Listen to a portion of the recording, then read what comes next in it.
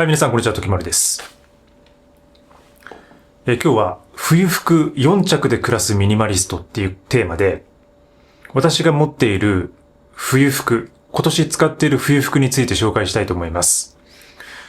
で、結構質問が多くてね、ジャケットを何使ってるんですかみたいな質問が多かったので、ちょっとね、冬服について、ちょっと昨年からアップデートがあるので、それについて話していきたいと思います。で、今日はね、ちょっとライブ風にお送りしようかなと思います。はい、ライブ風ですね。なので、ノーカットでいきますので、その辺ちょっとお聞き苦しいところあるかもしれませんが、ぜひお付き合いくださいませ。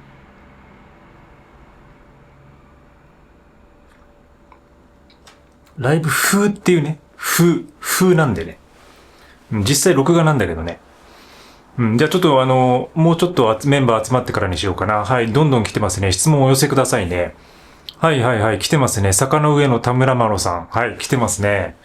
はい、テイラー・スウィフトさん来てますね。テイラー・スウィフトさんと、エド・シーランさんも。結構音楽関係が今日は多いですね。でも全然ライブ、音楽の話しないよ。音楽の話はしない。服の話です。はい、冬服の話するんでね。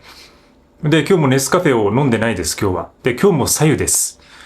で、朝ね、一発目にちょっと撮ろうかなと思ったんですけど、なんかいろいろちょっとバタバタしちゃって、で、朝食とか取ってしまって、コーヒーとかもう飲んじゃったんですよね、ネスカフェを。だからその後に撮ってるんで、ちょっと今回は左右で勘弁してください。皆さんはネスカフェで大丈夫ですので、はい、ゆるくお付き合いいただければと思います。はい、早速、もう行きますよ。もうみんな集まってきたんでね。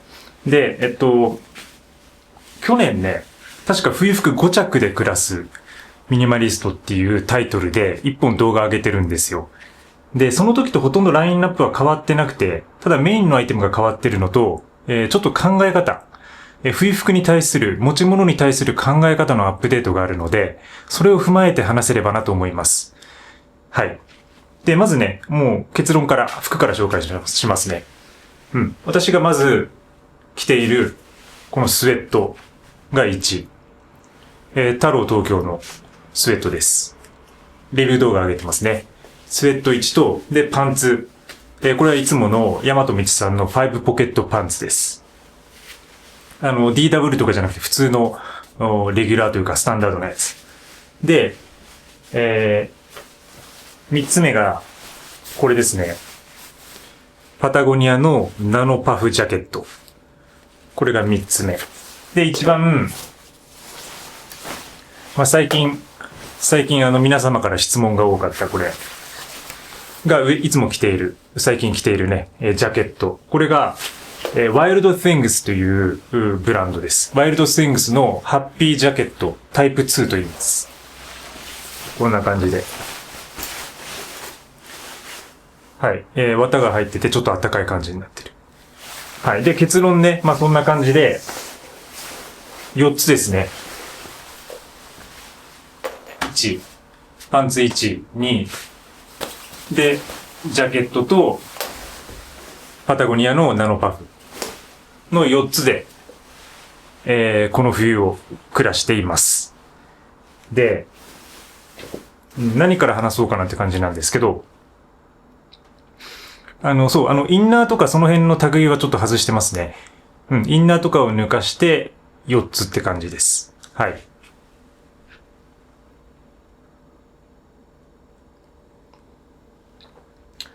でね、大きく変わったことといえば、やっぱこの、ちょっと厚手のジャケットを入れたっていうところです。はい。で、去年までは、オールウェザージャケットっていうね、大和道の、それもアウトドアウェア、っていうかもうレインウェアなんですけど、それを使っていました。で、その中に、このダウンを着込んで、暖かさをね、担保してたっていう感じだったんですよね。で、去年それでやってみて、で、その時は5着で暮らしてたんですけど、やっぱりね、寒いなって思ったんですよね。当たり前といえば当たり前なんですけど、レインウェアでむちゃくちゃ薄いので、そもそもその防寒性がないシェルなんですよ。で、行動着としても使えて、山の中で基本的に、歩いてね、ヒートアップしてる時にちょっと中からの熱は逃がしながら、雨とか風を防ぐっていう風な目的のウェアなので、そんなにその防寒性っていうのがないんですよね。で、今年の冬ね、ちょっと寒いなと思って、なんか去年より寒くないですか？去年なんかね、割と暖冬だっていう話があったんですけど、今年はね、ちょっと気温がもう最近0度とか、割とその下がるようになってきてるんで、ちょっと寒くなってきたんで、で、これを入れました。はい。ワイルドティングスのハッピージャケットです。で、これ割と名品といえば名品というか昔からあるようなものなんですよね。エスタブリッシュと1981年から作られている、アメリカのいわゆる、ちょっとミリタリー系の入った、アウトドアアイテムを作っているブランドなんですけど、そこのジャケットの、タイプ2と1ってあるんですけど、ハッピージャケットの2の方です。で、一応あったかいっちゃあったかいんですけど、なんかそんなに、いわゆるそのノースフェイスとか、ああいう、なんていうかな、ダウンを使ったバフバフの、ダウンジャケットって感じではないんですよね。で、特徴的なのが、中の綿が、ナイロン素材っていうか、ポリエステル素材で作られている、特殊な素材ではあるんですけど、それがちょっと特徴的で、普通の動物の毛ではないってことなんですよね。で、中綿がそのプリマロフトシルバーインサレーションっていうね、綿が入っていて、で、そういう、ちょっとミリタリー系、いわゆる、米軍とか、割とその寒冷地域で活動するような、軍隊の人とかに対して、そういう服作りっていうかな、そういうところに、綿を下ろしている、ブランドとかメーカーの中綿を使っていたりとか、ちょっと解説を読むと、クライマシールドか、ごめんなさい。クライマシールドコンバットっていうね、そういう中綿を使っていて、戦地や険しい自然など過酷な環境での使用のために開発された中綿。で、米国製で、やっぱりこの米国でのその国防製品の素材調達において、国産品製品を義務付ける法律に、準拠。これを満たしていると。国際基準を満たしている。かつ、コンパクトになる。収納力に優れて、耐久性がある。で、結構その濡れた場所とか、そういう環境でも、保温性を発揮すると。で、結構その日本って割とその雨がよく降りますよね。で、雨季とかもあるし、四季もあるし、で、冬でも結構雨が降ったりもしますよね。で、だからそういう割とその日本の環境っていうのはよく雨が降るんで、僕はなんかそのダウンよりも結構その最近その河川のダウンっていうか、そういうものの方が汎用性が高いかなっていうことを考えたりしていて、で、それで選んだ感じです。で、あとはその自分がやってるそのアウトドアとの親和性の高さと、で、そんなにその分厚くないっていうか、若干その、バフバフしすぎないっていうのがポイントで、そうすることによって、でも自分にとってはものすごく、分厚いんですけどね、これは。今まで本当に大和道のレインウェアを使っていたので、それだけでやってきた身としては、だいぶ分厚くなって暖かくはなってるんですけど、それでも多分一般の人からすると、そんなに、暖かくないなっていう感覚だと思います。で、その分中に、こういうふうに、スウェット入れたりして、で、この中に1枚 T シャツを着てます。なんで、だいたい3枚ですね。これで基本的に生活をしている。で、もうパンツは1本だけで、やっています。これはもう変わらずですね。で、夏とかはちょっとショーツを履いたりもするんですけど、冬でもヨガとかそういう時は履くんですけど、基本的には、ロングパンツ1本。で、これと、これっていう感じ。そういう感じでね、4つでやっています。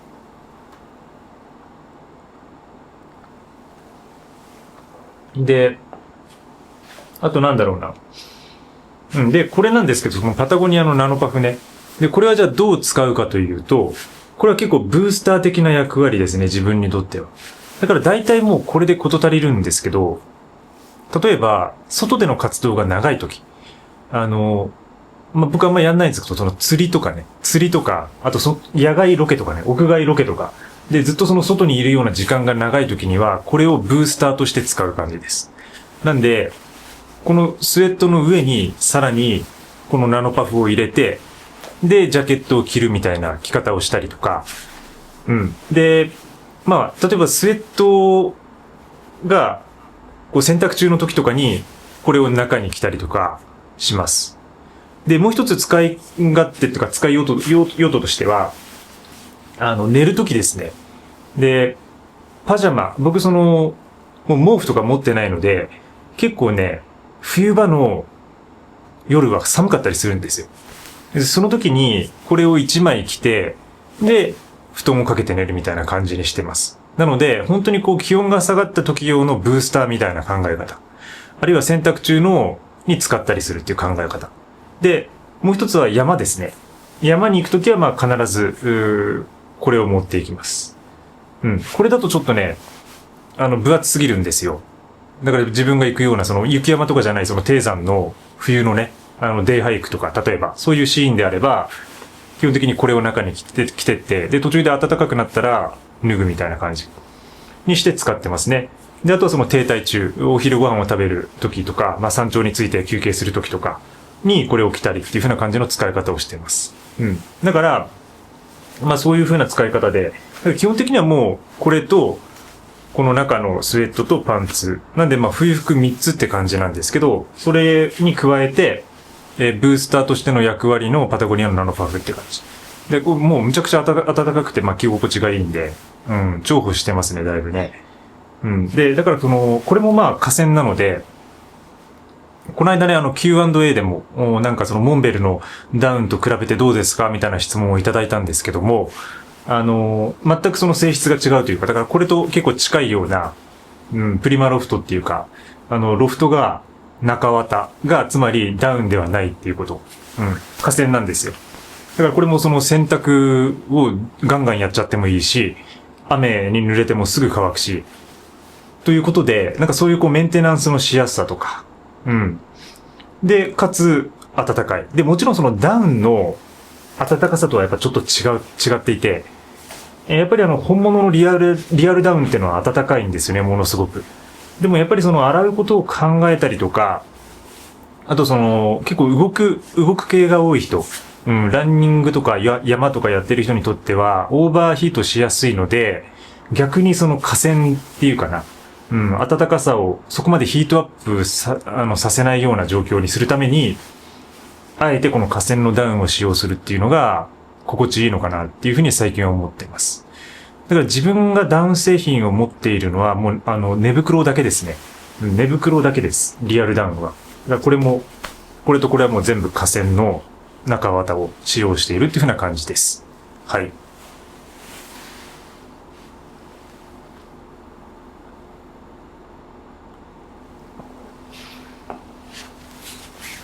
で、まあそんな感じでまあ、去年5個で何を紹介したんだろうか。あとは何を着てたんだろうか。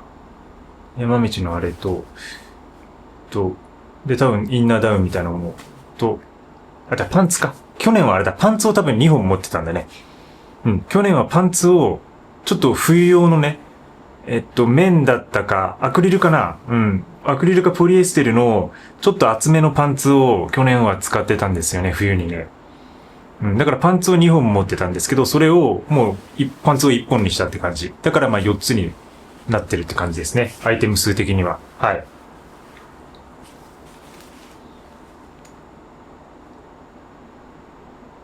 そんな感じかな。でね、じゃあやっぱり数が少ない服で暮らすときに、じゃあ洗濯どうするのって話になると思うんですよ。で、基本的にアウターは僕はそんなに洗濯はしない。まあシーズンに1回クリーニングに出すか出さないかって感じですね。で、このインナー、これはね、割とね、洗濯します。洗濯頻度高いです。やっぱりこの首元とか、まあ結構、汗をかくようなシーンで着ることも多いので、もう汗かいたらとにかく洗濯みたいな感じ。で、さっき言ったように、洗濯に強いので、で、これパタゴニアのね、実際メーカーの人と話して、で、聞いた話なんですけど、やっぱり洗濯した方が、このナイロン製品は傷みにくいっていう話もあるっていうこと。で、なぜなら、大体ナイロン系のアイテムでやられるっていうのは、この首元の皮脂ですね。油がつくような部分が一番劣化しやすいというふうに言われています。で、お店の人曰くやっぱりこの辺に油がつくと、それによって劣化が早まっていくと。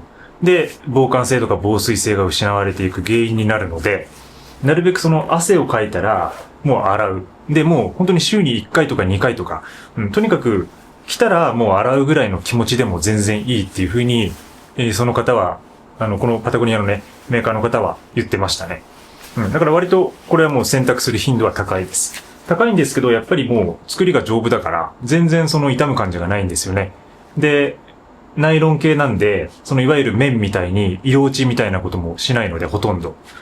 だからまあ、ずっとこの黒っぽいね、濃い色を保つこともできる。だから洗濯しても全く問題。で、このね、スウェットです。お気に入りの最近。はい。スポンサードいただいた、太郎東京さんのスウェットは、これはね、やっぱ綿なので、結構洗う頻度は高いですね。ただやっぱ分厚いので、なかなかね、乾ききれないことが多いんですよ。で、そういう時は、僕はやっぱエアコンをつけるじゃないですか、冬って。で、エアコンを結構利用しているところがあって、エアコンの中に、干しておくと、室温を上げることになるんですよね。室温っていうか湿度か。部屋の湿度を上げることになるので、部屋も暖かくなると。で、暖かさっていうのはある程度その湿度がないと上がってこないので、その部屋が乾燥していると、エアコンをいくらつけても部屋が温まらないってことが起こるんですよ。で、そういう時はもうよく僕は洗濯をして、中にね、洗濯物を干して、で、それで部屋の湿度を上げて温めながら、同時にこの服を乾かしていくってことをやります。で、エアコンつけてると大体もう1日ぐらいで乾きますね、これもね。乾くってことにも気づいてるんで、だから大体乾かして、だから夜に洗濯してずっとエアコン回して、で、その間に、寝たりね、いろんな活動をしながら、また朝になったら着れる状態になっている。だから、これ1枚で全然やっていけるようなところがあります。はい。だからそういうところで洗濯の頻度が上がったりするっていうデメリットはあるんですけど、もうね、着るものを選んだりセレクトしたりもしないし、そうですね。むちゃくちゃ楽ですね。快適に4着で暮らしています。はい。ということで、そんな感じです。細かいところは、あれかな。一応ちょっと見ときます。ハッピージャケットのディティール。で、いわゆる、なんかこう、スタディアム系っていうかな、ジャンパー系のもので、こんな感じになるんですけど、着ると。ややオーバーサイズ目っていうか、でもサイズはこれ多分 S だったかな、僕ので。で、ポケットが2つあって、ファスナーがついていると。で、結構ね、内ポケットもね、充実していて、こんな感じで、中にメッシュのね、こんな感じのポケットがあったりとか。これだから結構重宝しましたね。なんかこの間ライブに行った時なんかは、こう飲み終わった缶ビールをここに入れて、また手ぶらになるみたいな。自分の中、ちょっとね、なんかメッシュでね、結構不思議なポケットなんだよね。結構大きいというか幅が。だから、割となんか漫画本とかジャンプとか入りそうだし、缶ビールとか全然5、6本ぐらい入れられるし、なんかいろいろ忍ばせられるから結構そこがミリタリーっぽいなっていう感じはしますね。はい。でもデザインシンプルで、オーバーサイズなんだけど綿の毛量がダウンジャケットみたいにモコモコしてないので、本当に使いやすいですね。で、軽くて。で、重さは650から700ぐらいあったかな、実寸で。だから割と、でも冬用のジャケットって大体そんなもんですよね。で、1キロ超えてくると、やっぱり重いなって感じにはなるんですけど、5、600、700ぐらいまでだったらなんとか、軽くいられる感じですね。で、一応この腕の部分、袖の部分なんかは、こうナイロンガードみたいなものがついていて、結構こう、摩耗とか、そういうこう、スレとかに強くなっています。だから結構丈夫に作られてる感じですね。中国製ですけど、でもちゃんとしっかり、縫い目とかはしてますね。S だね、S。サイズ S。クライマ。ちゃんとなんかこう、ライスライセンスっていうかこう、品質管理、表示のクライマシールドを使ってますよみたいなラベルを貼ってたりしますね。こんな感じで、やってますと。はい、そんな感じです。で、あとね、靴はね、そうだ、この間靴の話をいろいろして、あれから、ビボベアフットかどうしようかみたいな、ちょっと靴も見せますね。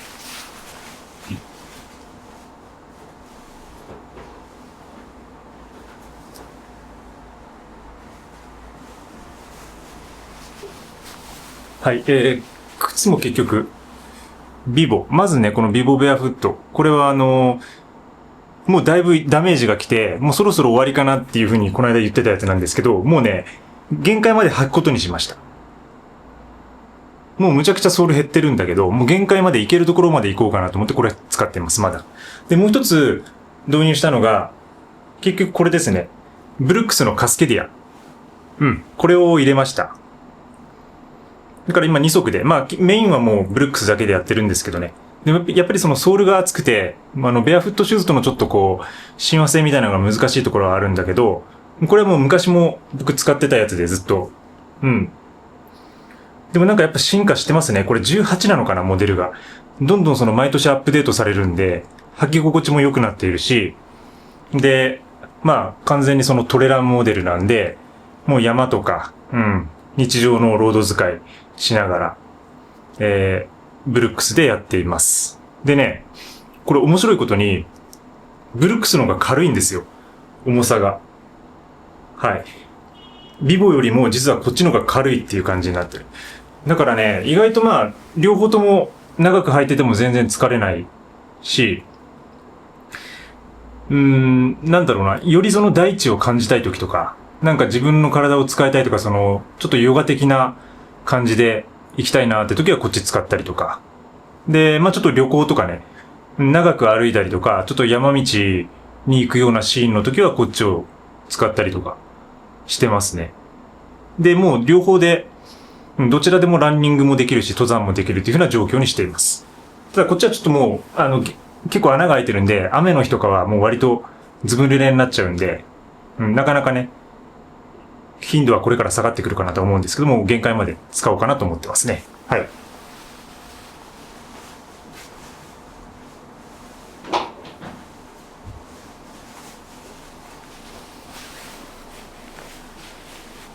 はい、ということで、今日は今年の冬の私の副紹介でした。何かの参考になれば嬉しいです。幸いです。で、まあ去年もその5着で暮らすみたいな動画を上げてるんで、まあもしね、よろしければね、冬服で悩んでいる方はそちらも合わせてご覧いただけると幸いです。